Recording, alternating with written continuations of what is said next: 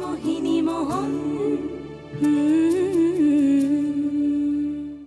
আগামীকাল সকাল, পিতৃপক্ষের শেষ, দেবীপক্ষের সূচনা।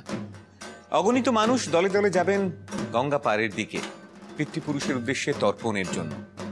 রেডিও থেকে ভেসে আসবে বাজলো তোমার আলোর বেনু, আর সেই আলোর বেনু ছড়িয়ে পড়বে শহর থেকে গ্রামে, বিশাল অট্টালিকা থেকে ছোট্ট কুঁড়ে ঘরে।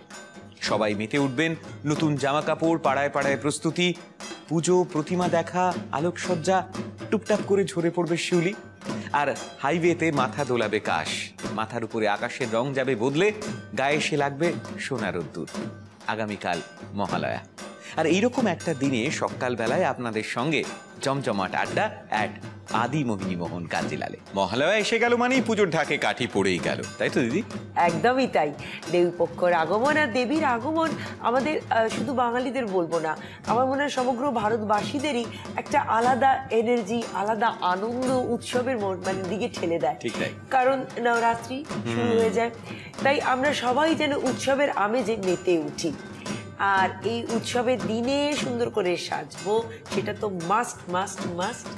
আর সেই সুন্দর করে সাজের জন্য আমার মনে হয় আমাদের সবাই আমরা চাই, যে কোনো বয়সের, সেই বলা যায় 16 থেকে 60, এবং সবাই এরকম স্পেশাল কেউ রয়েছে আমার সঙ্গে। ডেফিনেটলি আজকে স্পেশাল দিন, স্পেশাল কেউ থাকবে না তাই কখনো হয়? কি ট্রেডিশনাল লুকে সাজিয়েছি সেটা বলবো না, একটা ঝলক দেখবে আর তারপর ডাকবে। বেশ, আমার ধারণা সেটা বেটার।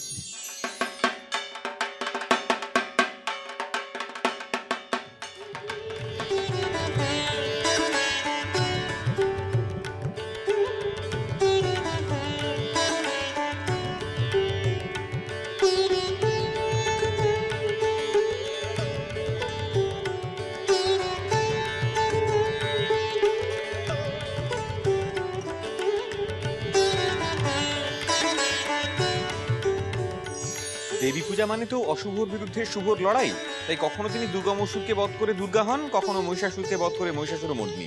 মোদ্দা কথা জয় পান, আর তিনি জয়যুক্ত হন বলেই আজকে আমাদের সঙ্গে যিনি স্পেশাল গেস্ট আছেন, তাকে অলরেডি আপনারা দেখে ফেলেছেন, সেই জয়শ্রী আজ আমাদের সঙ্গে হাজির। জয়শ্রী, ওয়েলকাম। হ্যালো। পুজো খুব ভালো কাটুক, আগে থেকে আগাম একটা শুভেচ্ছা জানিয়ে রাখি তোমাকে। একদম, আর তোমাকেও। Thank you. কেমন লাগছে জয়শ্রী? আমার তো ভীষণ ভালো লাগছে। আমি একটা কথা জানতে চাই দিদি, কি শাড়ি বলো তো? এটা আমার একটা ওপারা কাতানের এক্সক্লুসিভ কালেকশন। ওপারা কাতান মাল্টি কালারের মিনে রয়েছে তার সঙ্গে। তোমার নিজের কিরকম লাগছে? একদম হালকা, খুব হালকা, মানে মনেই হচ্ছে না যে আমরা যেমন ভয় পাই না যে শাড়ি পরলে বোধহয় ভীষণ ভারী হবে বা কিছু, মানে প্রচন্ড হালকা। আর নিজেকে তো আমি চিনতে পারছি না, মানে তোমাকে তো আলাদা করে বলার কিচ্ছু নেই।